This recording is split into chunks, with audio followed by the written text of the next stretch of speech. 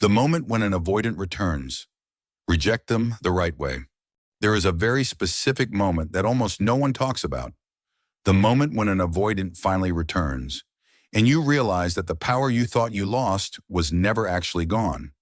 This is not the dramatic movie scene people imagine. It's quiet. It's subtle. Sometimes it's just a message that says, "Hey, how have you been?" But inside that small gesture is a massive emotional shift. Because by the time an avoidant returns, you are no longer the person who was abandoned, confused, or chasing answers. You are someone who has lived without them, regulated your nervous system, and rediscovered your center. And this is exactly why rejecting them the right way matters more than getting them back ever did.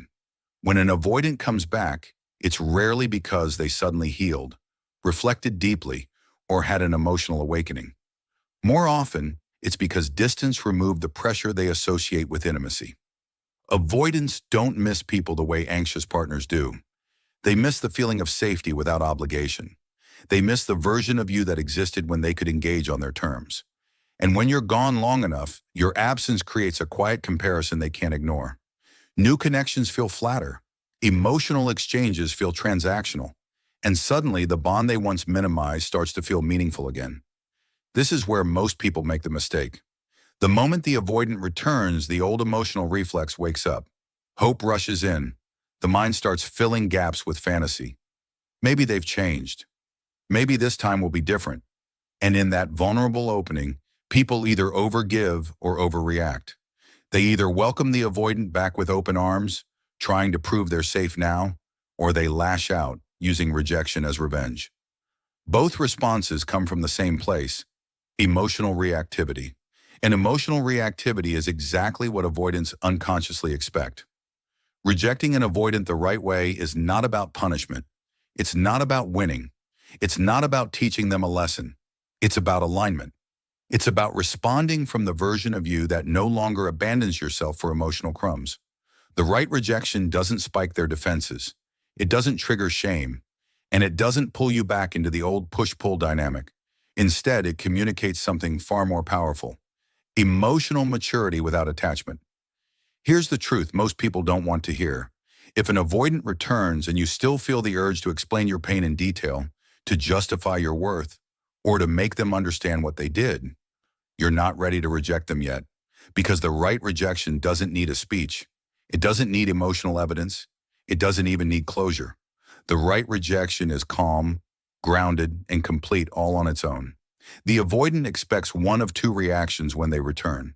They expect warmth that feels familiar and safe, or coldness that confirms their belief that closeness leads to discomfort. What they don't expect is neutrality. They don't expect someone who is open but unavailable, kind but unmoved, present but not pulled. That response short-circuits the old dynamic because it removes the emotional charge they rely on to define the relationship. Rejecting them the right way starts with timing. Not emotional timing, but nervous system timing. If your heart rate spikes when you see their name, you wait. If you feel the urge to respond instantly, you pause. If your body feels tight, reactive, or anxious, you don't engage yet. Avoidants are highly sensitive to emotional intensity, even when they deny it. Responding from a regulated state isn't a tactic. It's a boundary. When you do respond, less is more. Overexplaining is a form of chasing disguised as clarity. Avoidants don't process emotional essays as connection. They experience them as pressure. The right rejection is simple, respectful, and self-contained. It sounds like someone who has already made peace with the outcome, not someone trying to influence it. For example, instead of saying, "You really hurt me, and I've spent months trying to heal, and I don't know if I can trust you again," the right rejection sounds like, "I'm in a different place now, and I'm not interested in revisiting the past." There's no accusation, no defensiveness, no emotional bait, just truth. This is where the power shift happens, because the avoidant doesn't hear rejection as rejection. They hear it as emotional autonomy. And emotional autonomy is the one thing they both crave and fear. It signals that you are no longer orienting your emotional world around their availability. You're not asking them to choose you. You've already chosen yourself.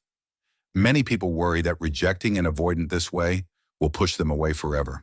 But here's the paradox. The only rejection that ever reaches an avoidant is one that doesn't try to control the outcome. When you reject them calmly, without bitterness or longing, it forces them to confront something they've spent their whole lives avoiding. The reality that connection is optional, not guaranteed. And if they push back, if they say things like, "I just wanted to see how you were," or "I wasn't trying to get back together," you don't defend yourself. Defensiveness reopens the door. You simply stay consistent. Consistency is the language of safety, and safety is the language avoidants understand best. The right rejection also means you don't close the door dramatically. You don't block, ghost, or disappear unless you genuinely need to for your well-being.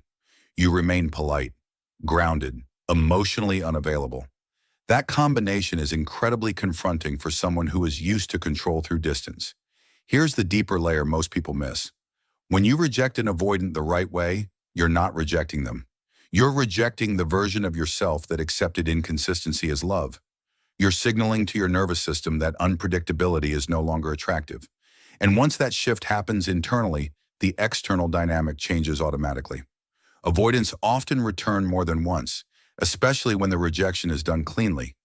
Not because you played a game, but because you removed the emotional supply they unconsciously relied on.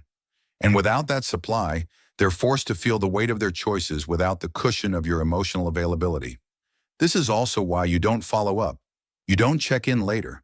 You don't reopen conversations. Closure is not something you ask for. It's something you embody. The moment you stop seeking emotional resolution from someone who couldn't give it, you become resolved. There's a quiet confidence that comes from rejecting an avoidant the right way. It doesn't feel triumphant. It feels peaceful. There's no rush afterward, no adrenaline crash, just a sense of alignment, and that's how you know it was done correctly. Some people will tell you the goal is to make the avoidant regret losing you, but regret is irrelevant. The real win is when their return no longer disrupts your emotional state, when their message feels informational, not activating, when you realize that the version of you they're trying to reconnect with doesn't exist anymore. And if they truly had changed, if they came back with accountability, consistency, and emotional availability, you wouldn't need to reject them dramatically either. You would simply evaluate them calmly. But most returns aren't that. They're curiosity without capacity, familiarity without readiness. And that's why the right rejection isn't harsh. It's discerning. At the end of the day, the moment an avoidant returns is not a test of your attractiveness. It's a test of your growth. It reveals whether you've healed enough to stop negotiating with inconsistency, whether you can choose peace over intensity, whether you can walk away without burning the bridge or yourself. Rejecting an avoidant the right way is the final boundary, not because it ends the connection, but because it ends the cycle. And once the cycle ends, everything else in your life begins to align in ways you didn't even know were possible.